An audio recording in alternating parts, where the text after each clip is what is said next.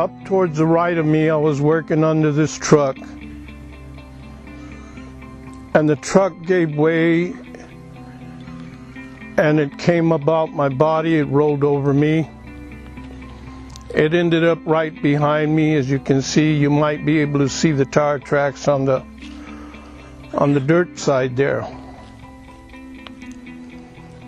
When the truck gave way, I grabbed a hold of the clutch, trying to pull back on it so it wouldn't continue rolling. But as it rolled, I noticed it pulled me towards under the wheel, and I knew the wheel, that I seen it coming towards me, and I said to myself, I said, oh no, I said, this wheel's going to run over me. And sure enough, as I was being dragged, I couldn't hold no more. So I let go, and the truck rolled over the side of me, on the left side of me. As I was being dragged, I was coming in this direction here. There was a fence here that the truck took out as it hit it, and it dragged me over it. And as I kept coming, I do recall the truck rolling over this dirt pile here, and I ended up somewhere in this position, somewhere in this area. And as you can see, the truck tires, where the truck ended up stopping because it could not go over that bank, I see the truck tires that are still marked there on that side of that slope. But that's where it ended up stopping. And I ended up right in this area. But all in all, I broke part of my leg, which I'm still in brace, crushed my ribs, and my pelvis is put together by 3 pins. So it did a little damage to me, quite a bit. But the amazing thing of this was that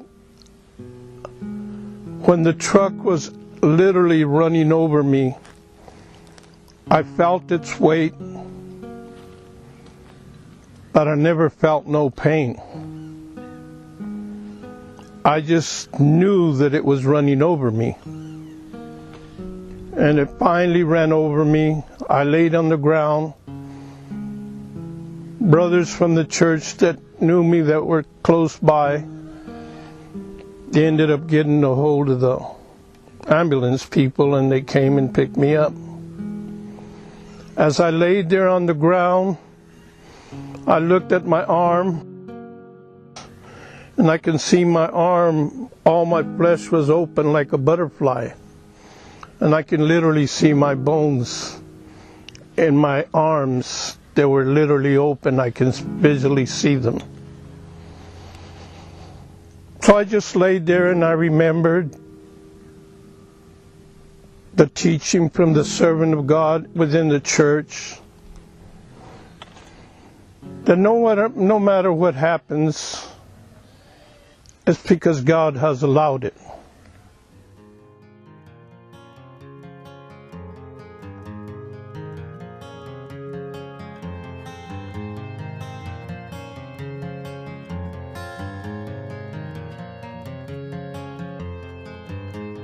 The leaf does not fall from the tree unless God allows it. Family and brothers that came to visit me, today they tell me that they didn't think I was going to make it. I laid there with tubes and various things, you know how they do in the hospital. But everyone they seen me, they thought that was the end of me.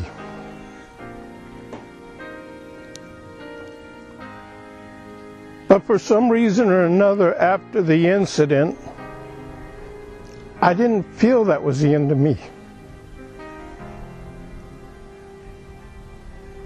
I remembered my grandkids. As I laid there on the ground. But as I was in the hospital, in bed, I remember a dream I had.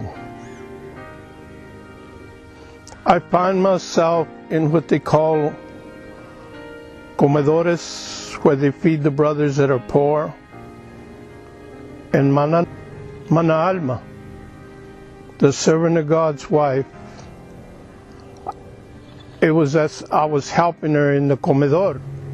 And why, I don't know, but then as me and her, as I was helping her, getting food prepared, I noticed that the servant of God walked by.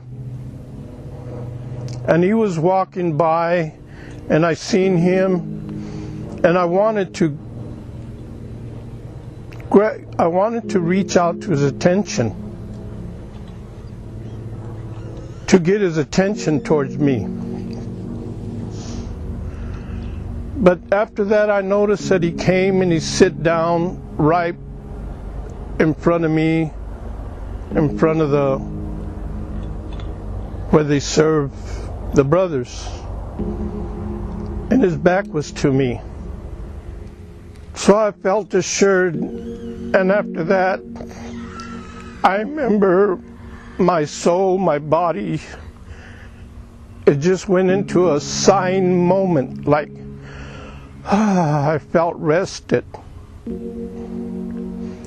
The doctors are all amazed at how quick I recovered. They couldn't believe it. Just everywhere, Riverside,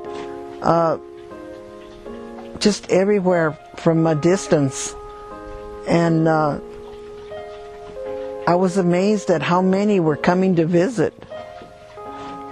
And the thought would come to my mind, we're just members of the church, but this family with this great love from all over was coming to see my husband and telling me that they were also praying for him.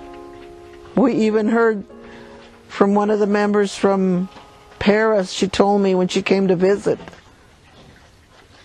that they were praying in Guadalajara also. They were asking for prayer for him at the 9 o'clock prayer. And I just felt the love of the Lord so greatly, the love of the apostle. And I just kept seeing the improvement in him through this. The person got to a point where he said, he put his book down, he said, he looked at me and he said, Jose, I don't understand you. I can't find your readings. I don't understand what's happening here. But I know what it was. I know it was the Lord and His siervo that was with me. I know why these things were happening. But they couldn't understand it. Why am I getting healed so much now, so quickly? But I knew.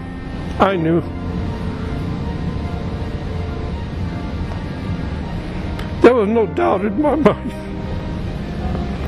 God pay His siervo. God pay you, servant of God. I knew what these things were coming from. We do want to be a testimony wherever we go, which we started doing ever since the moment that he was beginning to talk in the care center that they had sent him from the hospital. I remember as soon as he was able to talk well, he started giving testimony there. Everybody we came in contact, he was giving testimony. To everybody that tended to him in the room, there would be a testimony. So I believe that this is what the Lord wants us to do, to keep giving testimony no matter where we're at.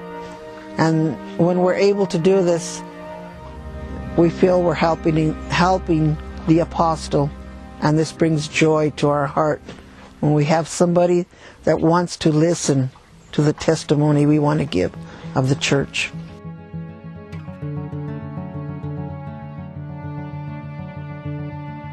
I know because I serve a man that is sent from God.